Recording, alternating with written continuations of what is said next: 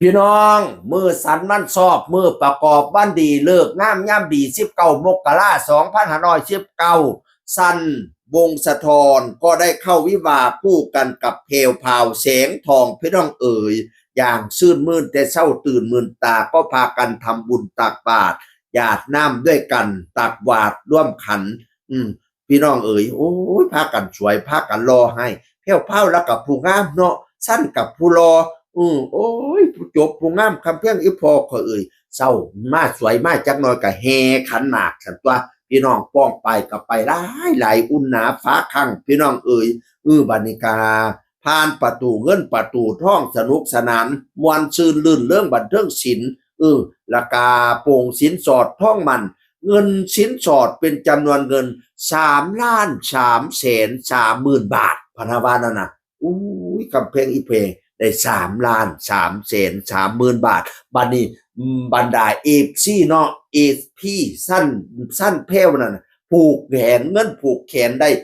700,000 บาทป้าดเอฟซีก็ไปหลายดิเป็นพลังหลักจากเอฟซี700,000 กว่าบาทพนาวาสั้นวงสะท้อนกับมาเขียนนับตั้งแต่มือนี้เฮาคือครอบครัวเดียวกันว่าสันว่านั่นน่ะบัดนี้นี่ก็ดวงใจที่เราจะรักษากันว่าสันว่าลูกหัวใจแดงองค์ตรงเข้าหอเป็นที่เรียบร้อยแล้วครับว่าสันว่านั่นน่ะมื้อแลงมากก็มีฉลองมงคลสมรสอีกรอบนึงคุณครูสลาคุณวุฒิก็ไปเด้น้องอามสุติมาก็ไปเด้คนมีชื่อเสียงไปหลายอยู่พี่น้องเอ่ยทั้งอันบัดนี้นี่การบอยสิริชัยก็อวยพรมาเนาะครองรักกันตราบนิรันดร์เอนและบอยขอความแสดงความยินดีกับวันมงคลสมรสวิวาห์ของเพื่อนเพลวพาวและน้องชันนะครับติดงานแสดงเขตอีสานไม่ได้เดินทางไปร่วมงานสำคัญนี้ขอส่งหัวใจที่เต็มไปด้วยความยินดีถึงทั้งสองคนนะครับว่าชันมานะบอดต่ำกลับไปแล้วก็บอดกี่เทคกลับไปหมอลำจังไก่อีสานศิลป์นะพี่น้องเอ่ยเข้าประตูวิวาห์กันเรียบร้อยแล้วก็ให้หักแพงแบ่งปันกันเด้อ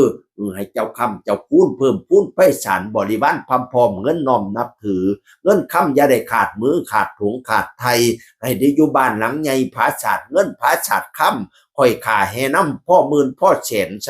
ช้นิ่งใช้แน่นหักกันฮอดเท่าตาบทอดเท่าห้อยปีพันปีเป็นผัวหังเมียมีผัวมันเมียยืนทุกวันขึ้นจงอยู่สวัสดีด้วยขาเทินผัวเมียนี่กูมึงอย่าได้ว่าให้มิแต่ข่อยและเจ้าจนถึงเท่าทวสิวังนักซอยกันหาบหยาบซอยกันดึงอย่าได้กูมึงเกาจ่าแข็งตานอย่าได้เป็นผัวข้านเมียข้านให้เป็นผัวฉันเมียสอนผัวค้อนเมียหาบผัวแก้วเมียทิพย์ผัวยิบเมียยอมผัวหอมเมียกอดท่านผัวเอามือไปตอดเนี่ยกะยาอยู่เฉยๆให้จัดกันซะเลยสิต่างคนต่างมวนมีความสุขหลายๆเด้อเสียงคนเก่าเว้าสู่ฟังสวัสดีครับสวัสดีครับ